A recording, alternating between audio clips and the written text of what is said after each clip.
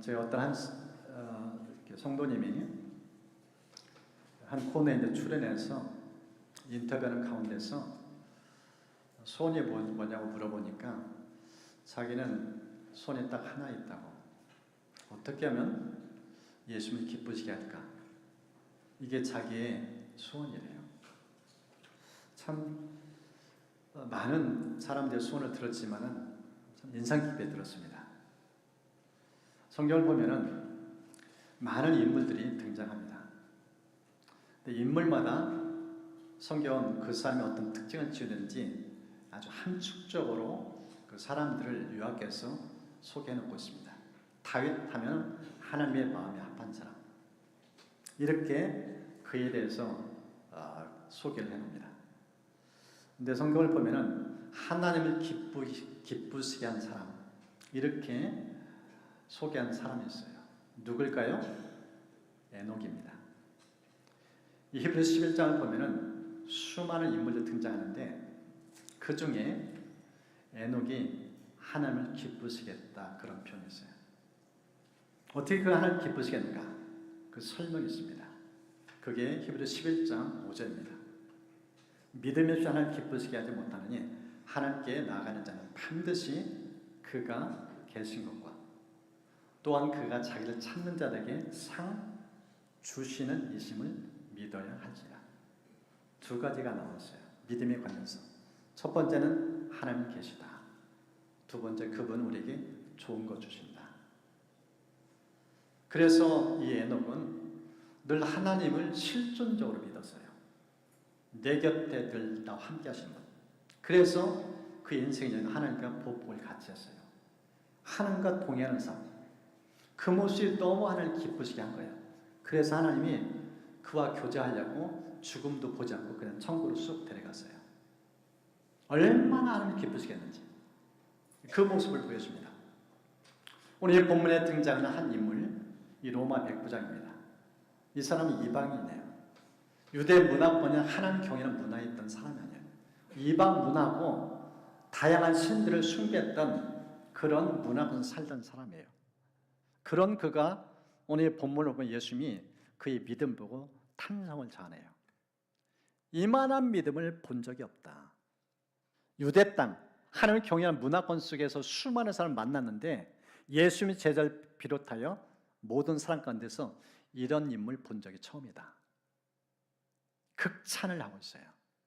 도대체 이 사람이 믿음이 어떤 믿음이길래? 이 본문에 등장하는 로마 백부장에서 예수님께 인정받는 믿음. 어떻게 하면 우리가 예수님께 인정받는 믿음을 갖고 살 수 있을까? 크게 세 가지 차원 속에서 이 말씀을 같이 나누려고 합니다. 이 본문을 보면은 이 백부장 믿음 첫 번째가 있어요. 이 사람은요, 열린 마음을 갖고 있었어요. 열린 마음. 열린 마음에 대해 구체적으로 보면은 두 가지 측면에서 소개를 해줍니다. 그 첫 번째가요, 이 사람은 사랑을 잘해요. 보십시오. 어떤 백부장의 사랑하는 종이 병들어 죽게 되었다. 지금 이 백부장을 소개하는데 백부장 집에서 수종도 읽는 종에 대한 소개를 하고 있어요. 근데 그 종에 대한 표현하는 형용사가 사랑하는 종. 근데 원어에는 우리가 알고 있는 러브, 이게 아니에요. 원어적인 표현은 이겁니다. 귀중한, 소중한, 가치 있는, 존중하는. 인격도 사람을 귀히 여겼다는 거예요. 여러분, 지금 예수님 당시에 이 문화는요, 종은 어떤 정도인가? 물건이에요. 제품 취급하는 거예요. 시장에서 돈 주고 매매하는 대상이 이 종 노예예요. 인격이 없어요. 특별히 종이 아팠다, 중병에 걸렸다, 그러면 내다 버려요. 물건이니까. 그런 상황 속에서 그것도 로마 군인, 유대인이 아니에요. 동족도 아니에요. 이방인인데 로마 장교가 자기 집 허든을 지금 수종도는 이 종이 아팠다고 이 병을 고쳐보려고 백방을 소문나는 그 모습을 보여줘요. 그런데 종을 대하는 태도예요. 사랑하는 종. 존귀 여겼다는 거예요. 사람의 특징이 뭐예요? 신분주의에 따라서 사람을 차별해요. 직급이 뭐냐? 어느 직장이냐? 그거에 따라서 사람에 대한 태도가 달라요. 이게 세상이에요. 그런데 지금 이 로마 백궁장, 신분에 따라 차별하지 않아요. 종이 죽어가는데 내다 버리지 않아요. 사랑했다고 표현하고 있어요. 얼마나 귀하게 인격적으로 대했는지. 지금 예수님께서 이 백부장을 믿음을 칭송하기 전에, 칭찬하기 전에 그의 인품이요, 보통이 아니에요. 이걸로 끝나지 않습니다.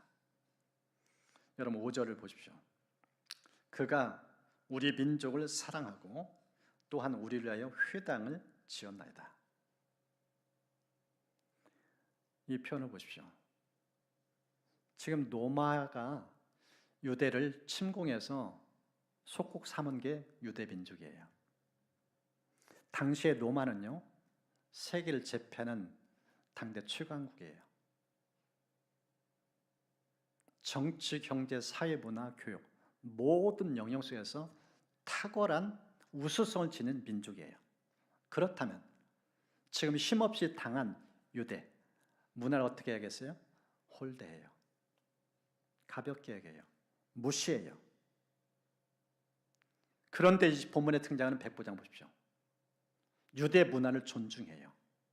유대인들 귀히 여겨요. 그들의 문화는 회당 중심의 문화예요. 그들의 문화를 존중하는 의미 속에서 그들의 필요를 채워주게 하여 회당을 지어줘요. 여러분 이해가 되셔요? 지금 이 본문에 등장하는 로마 백부장의 믿음 이면 가운데서 이 사람의 마음이 어떤 마음인지를 보여줘요. 그릇이 달라요. 사람이 달라요. 생각이 깊이가 달라요. 사람을 대하는데 신분에 따라 차별도 하지 않아요. 그리고 피지배 민족이라고 그들의 문화를 우습게 여기지 않아요. 존중해줘요. 예우해줘요. 회당까지 지어서 그들을 섬겨요. 이 사랑의 단어는 원어는 아가파오예요. 조건 없이 사랑을 베풀었다는 거예요. 생색내지 않았다는 겁니다. 그런 모습을 지금 보여주고 있어요. 이게 열린 마음을 가진 사람의 모습입니다.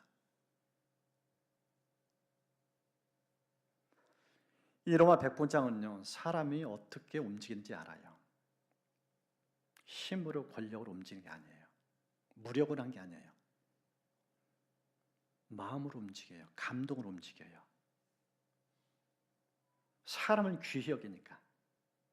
실제 본문을 보면은 지금 이 하인 이 종을 고치게 해서 원래 이 교도는 이 랍비를 직접 대면하기 어려워요. 상종하기 쉽지 않아요.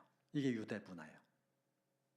그래서 이 유대의 종교 지도자들, 장로들을 대신 섭외해서 보내요. 그런 상황이었어요. 그러니까 유대 문화에서 굉장히 예의를 갖고 대하는 태도를 지금 이 모습 속에서 보여줄 수 있어요. 그리고 사람을 움직이는 게 힘이 아니라 마음으로 움직이는 거예요. 실제 예수님께 이 유대 이 지도자들이 이 장로들이 찾아가서 한 표현을 보십시오. 이 삶에서 아주 극찬을 해줘요. 정말 이분은 도와줘야 된다고. 적극적으로 지지해줘요. 사람을 귀히 여기니까, 문화를 존중해주니까, 마음을 산 거예요. 사람을 어떻게 움직이는지, 힘으로 무력으로 하는 게 아니라 정말 가슴에 우려는 섬김을 하니까 사람들이 마음이 적극적으로 그를 돕는 이 모습을 보여줍니다. 믿음의 배경 속에 이 사람의 마음의 그릇이 보통이 아닌 것을 보여줘요. 그 모습을 지금 오늘 성경은 우리에게 말씀을 하고 있습니다. 두 번째 열린 마음을 가진 사람 특징이 있는데요. 경청을 잘해요. 첫 번째는 사랑을 잘하는데 두 번째는 경청을 잘해요. 보십시오. 예수의 소문을 듣고 유대인의 장로 몇 사람을 예수께 보내어 오셔서 그 종을 구해 주시기를 청했다. 예수의 소문을 들었다. 여러분, 귀가 있다고 다 듣는 게 아닙니다. 이 자리에 앉아 있어도 듣기 싫으면 안 들려요. 관심 없으면 안 들려요. 귀는요, 관심이 있어야 듣게 돼 있어요. 관심을 갖지 않으면 절대 안 들립니다. 지금 이 로마 백주장이 귀가 열렸다는 뜻, 저 예수의 소문을 들렸다는 뜻 무엇인가? 앞서 살펴본 것처럼 종을 향한 애틋한 사랑이 있었어요. 이 종이 신음한 소리를 먼저 들었어요. 사람의 고통이 얼마나 힘겨운지. 집안에서 그 애절한 죽어가는 사람의 그 목소리, 그걸 외면치 않은 거예요. 그 귀로 들으면서 가슴이 찢어져도 아픈 거예요. 그러면서 어떻게 하면 이 종을 고칠까? 백방으로 수소문한 거예요. 그런 가운데 소문이 들려온 거예요. 예수라는 분. 그분 만나면 살겠구나. 그분은 죽어가는 사람 살렸고 죽은 자도 살리시고 그분 만나면 살겠구나. 그래서 이 유대 장로들을 보내는 이 모습을 보여줍니다. 귀가 열린 경청을 잘하는 모습. 아파하는 사람, 고통받는 사람, 그 고통스러움을 외면치 않아요. 귀를 닫지 않아요. 그럴 뿐만 아니라 그를 적극 돕게 하여 귀를 활짝 열고 마음을 활짝 열고 듣다 보니까 예수님에 대한 소식이 들린 거예요. 이분 만나면 되겠구나. 이 경청의 태도, 얼마나 마음이 열려있는지, 얼마나 귀가 열렸는지 그 모습을 보여줍니다. 믿음은 이런 배경 속에 자란다는 거예요. 그것을 오늘 성경 우리에게 보여주고 있습니다. 두 번째, 인정받는 믿음의 사람들에게서 필요한 부분, 내적인 변화가 있어야 돼요. 내적인 변화. 이 본문을 보면은 이 백부장 속에서 분명한 변화의 특징 두 가지가 나타납니다. 그 첫 번째가 입술의 변화예요. 언어가 달라요.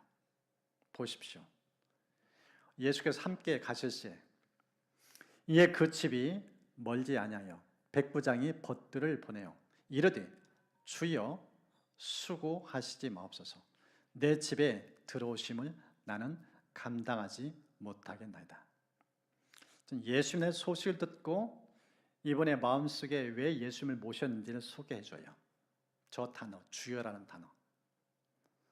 저 주여라는 단어는요, 삶의 주권자, 죽어가는 사람도 살리는 생사화복의 그 주권을 주고 계신 분, 그분이 예수입니다. 그 믿음이에요.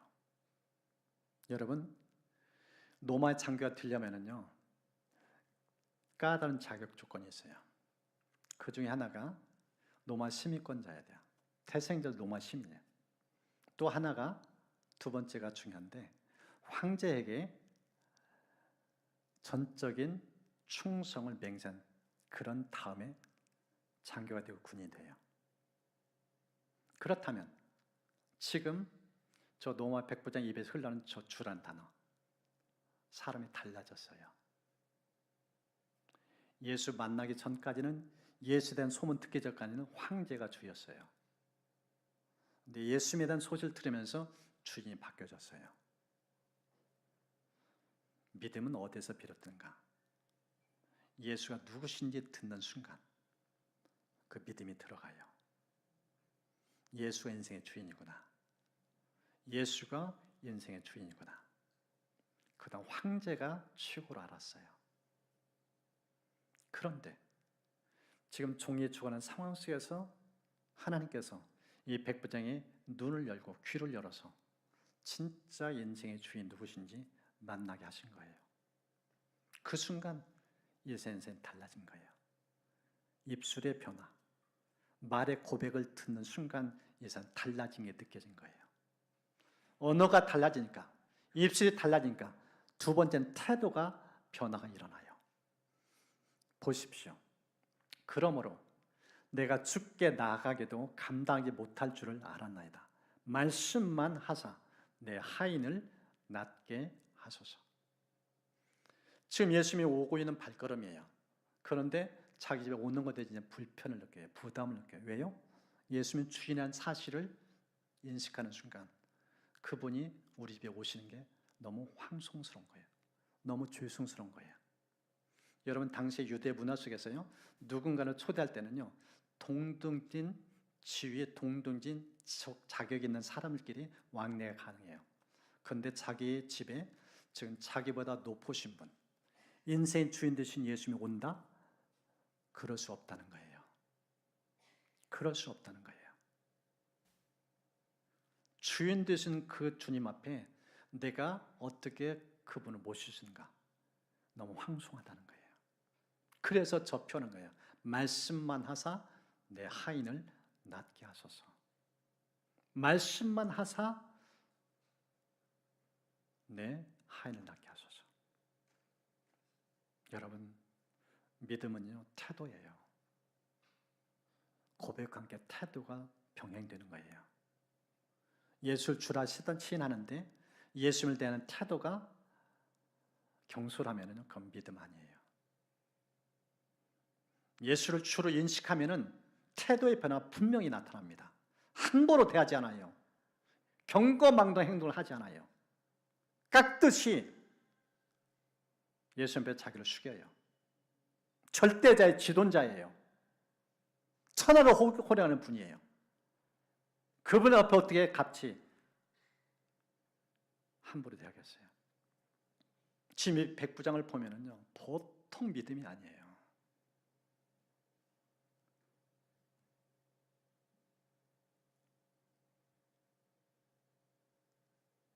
참 이 모습 보면서 신앙을 정말 돌아보게 되어져요. 우리 예수님 주라고 고백하잖아요. 기도할 때도 자주 주님 찾잖아요. 그런데 일상 속에서 진짜 예수님을 절대 지존자로 그분을 경유하는가? 지금 이 백부장의 모습 보면은요, 깍듯이 대해요. 철저히 예우해요. 지금 종이 죽어가고 있는데 다급하게 모실 수 있는데 그렇지 않아요. 굳이 안 오셔도 된다는 거예요. 모시기에는 너무 부담스럽다는 거예요. 너무 높으신 분이라는 거예요. 지금 그런 태도로 일관하고 있습니다. 세 번째는요, 인정받는 믿음의 뒤에서 좋은 경험이 필요합니다. 이 좋은 경험이 있어야 돼요. 지금 이 로마 백부장을 보면은 두 가지 좋은 문화권을 경험한 것을 보여줘요. 첫 번째가 질서 문화입니다. 첫 번째가 질서 문화예요. 보십시오. 나도 나무 수하에 든 사람이요. 내 아래도 병사가 있으니. 저 8절을 이렇게 자세히 보면은 두 가지 특징이 나타나요. 그 첫 번째가 질서 문화입니다. 나도 나무 수하에 든 사람이다. 여러분, 이 사람은 지금 직업 군인이에요. 군대에서 잔뼈가 굵은 사람이에요. 그리고 우리 식으로 말하는 대위 계급장을 단 사람이에요. 중대장이에요. 군 문화가 어떤 문화예요? 질서 문화예요. 지휘체계가 분명합니다. 상하관계가 엄밀해요. 서열에 분명히 있어요. 이런 문화 속에서 지금 몸담고 있는 사람이에요. 그것을 입으로 저런 고백을 합니다.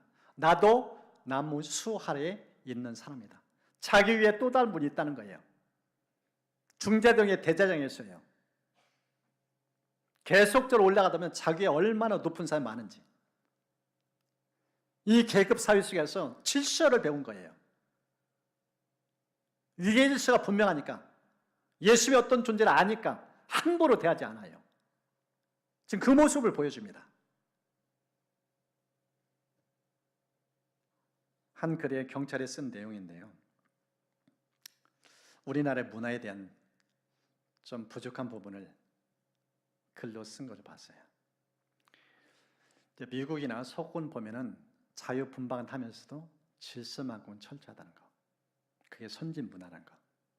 그런데 한민족, 이 대한민국 사람들은 생각보다 질서의식이 약하다.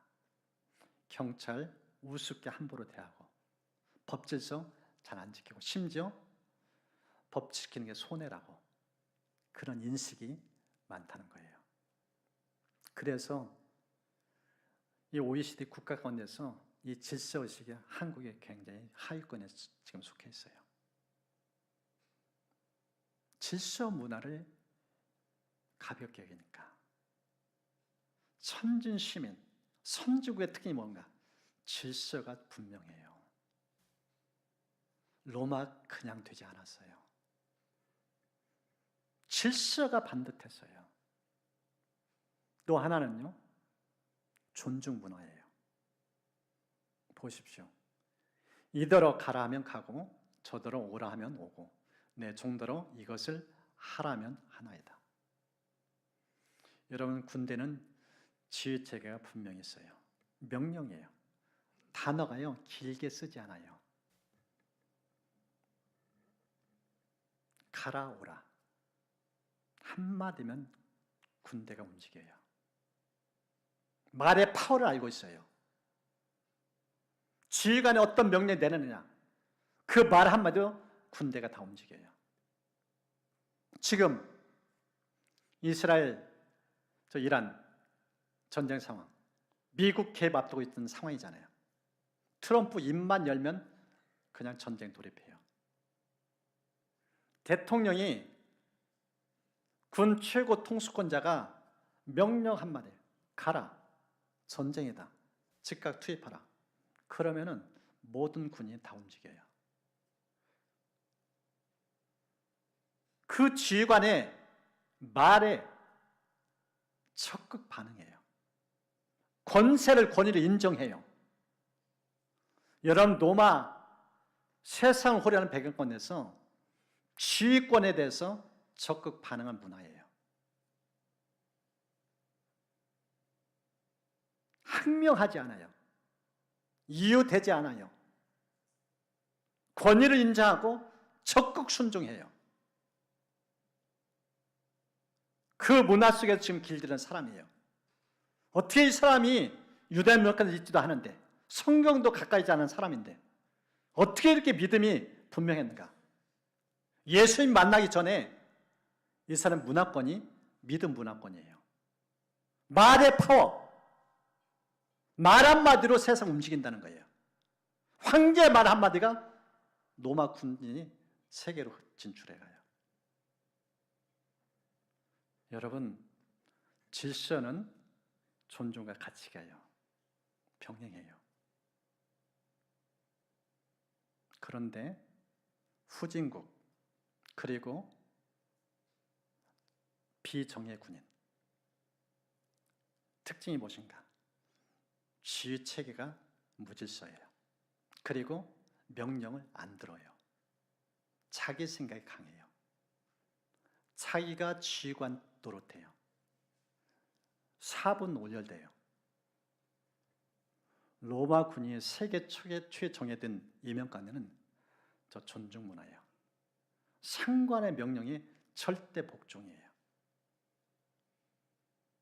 예수 만나기 전에 저 로마 문화 속에서 믿음이 심어진 거예요. 진짜 믿음을 보여야 될 유대 문화는 그 믿음이 없어요.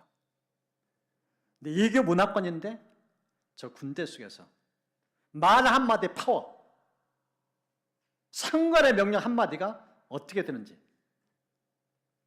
몸으로 경험하면서 믿음으로 심어진 사람이에요. 이게 이만한 믿음입니다. 우리의 평생의 삶의 현장, 일터 현장 속에서 말에 대해서 어떻게 반응하는가, 그걸 보면 믿음을 알 수 있어요. 믿음은 성경 때 하는 말씀 때도 1차적으로 받지만은 우리 일상이 중요하다는 거예요. 지금 로마 베풀던 우리의 보여준 메시지는 삶의 현장은 끊임없이 우리 믿음을 키우는 현장이다. 그 메시지를 들려줍니다. 삶 따로 신앙 따로가 아니에요. 삶과 신앙 같이 가는 거예요. 지금 이 백불단태에서 유대인들의 믿음이 얼마나 잘못되는지, 이율배반적인지 지금 그것을 예수님이 질타하고 있는 모습입니다. 성경을 보면은요, 예수님께서 오셔서 공생에 사할 때 첫 번째, 두 번째 기적을 행하시는데 공통된 특징이 있어요. 이 표적을 행하는데 쓰임받은 인물이 있습니다. 갈릴리 가나 혼인잔치, 이 물을 포도를 바꾸는데 그 무명 하인들이 등장해요. 그들은 이름이 없어요. 성경 이름을 기록하지 않아요. 그런데 이름도 없는 하인들이 그 기적의 도구로 쓰임받아요. 어떻게 가능했는가? 성경은 예수님 말에 그들이 적극 반응하는 모습을 써줘요.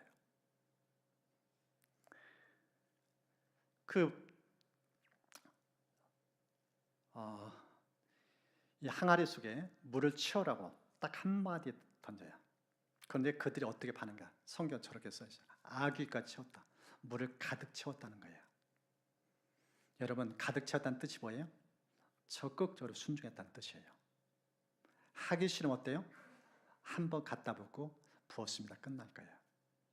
그런데 이 종들은 부으라니까 물이 흘러 넘칠 정도로, 항아리에 물이 흘러 넘칠 정도로 가득 채웠어요. 순종이 몸에 밴 모습을 보여줘요. 그리고 떠서 갖다 주니까 말 대꾸하지 않고 그대로 갖다 줘요.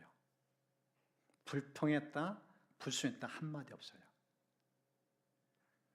하나님께서 왜 인간의 몸을 입고 이 땅에 오셔서 이 공생에 사실 때 첫 번째 기적의 인물로 누구를 들었으신가? 무명의 하인들이에요. 그들의 특징이 뭐예요? 순종이 몸에 뱄다는 거예요. 순종할 줄 알다는 거예요. 평상시 삶 속에서 주인의 말에 토를 달지 않아요. 그대로 그냥 반응하는 거예요. 이게 몸에 배 있어요. 그게 길들여졌어요. 그런 사람들이 기적의 도로 쓰임 받았다는 거예요. 여러분, 사장에 보면 두 번째 등장하는 왕의 신하가 있어요. 이 신하는 아들이 죽어가고 있어요.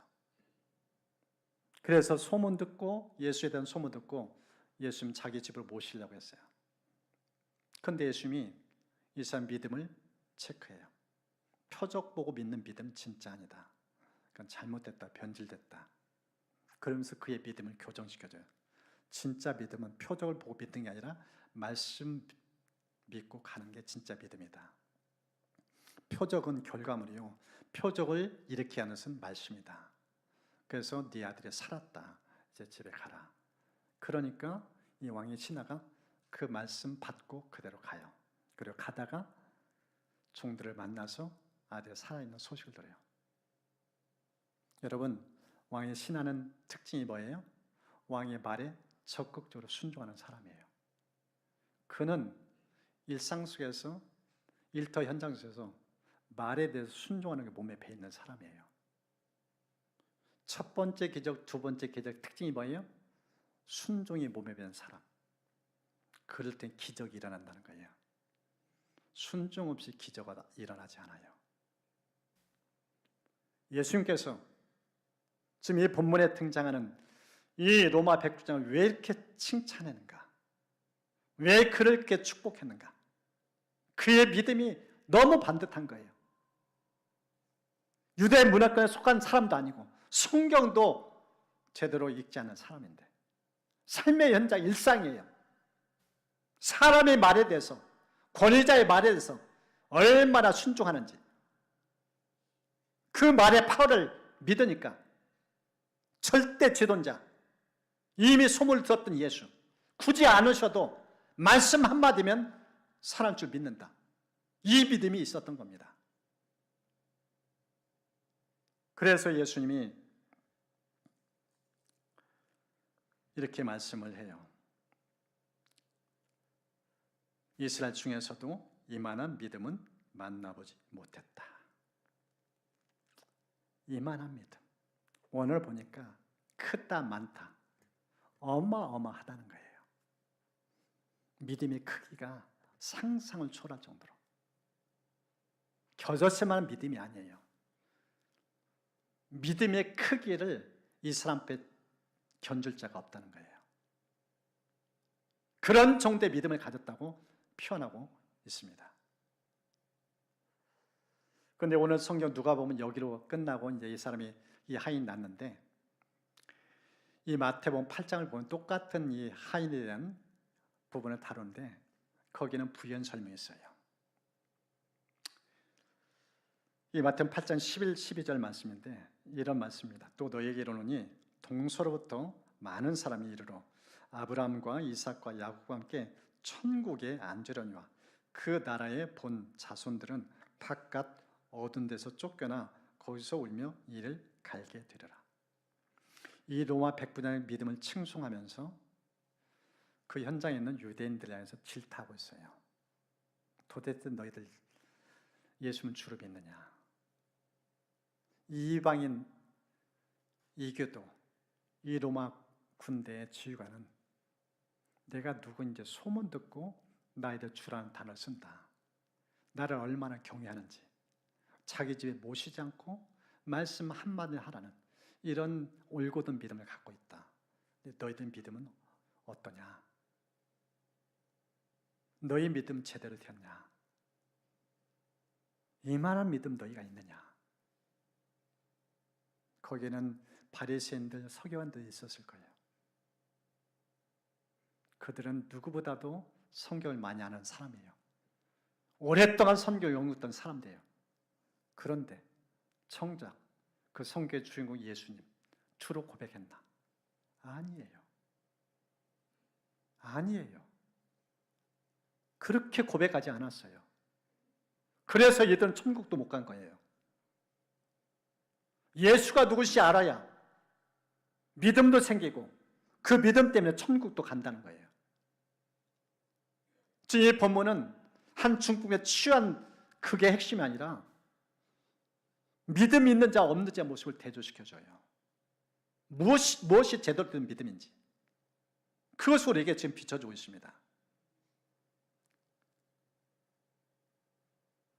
그러면서 이 사람 믿음을 칭찬하고 축복하면서 연이어서 이 말씀을 합니다. 가라, 내 믿은 대로 될지어다.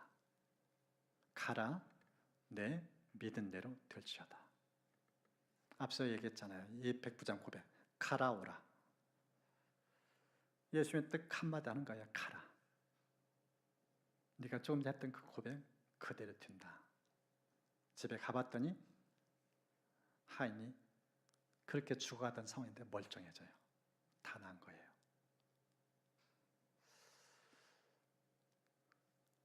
저는 이 말씀을 좀 묵상하면서 이 종의 입장을 좀 생각해봤어요. 이 사람은 그다 많이 눌려 살았어요. 사람들이 알아주지도 않고. 근데 이 사람이 당시의 문화처럼 이제 질병 때문에 이제 죽게 되고 그러면 그냥 밖에 쓰레기처럼 버림당할 것 거기까지 내다봤어요. 그런데 이게 웬일? 사람 잘 만난 거예요. 인복이 있은 거예요. 이런 복이 어디 있어요? 이교도인데 이방인 군대 지휘관 잘 만나가지고 그 백부장의 손수 그렇게 수고하고 애쓰면서 예수님을 모시고 그 예수님의 자기가 낳은 것.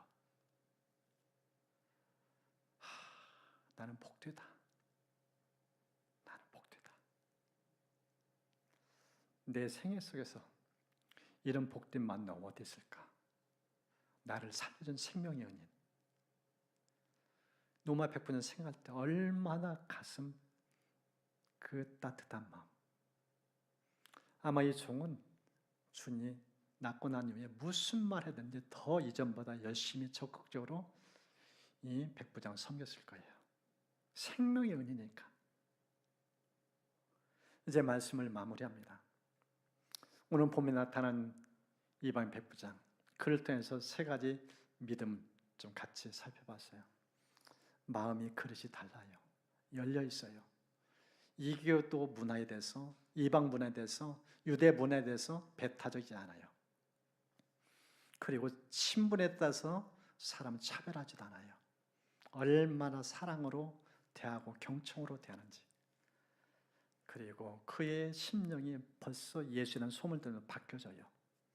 입술의 고백이 달라요. 예수를 주로 고백해요. 그리고 그게 태도가 너무 달라요. 주라는 단어처럼 깍듯이 예우해요. 함부로 예수님을 대하지 않아요. 그 예명 가운데 좋은 문화예요. 군대 문화 속에서 질서가 무엇인지, 언어가 얼마나 중요한지, 존중하는 문화 속에서 믿음이 싹트고 자라서 예수님께 칭찬받는 이 모습을 보여줍니다. 이제 주신 말씀 생각하면서 우리 좀 찬양하면서 기도의 자리로 나갈 수 있도록 하겠습니다.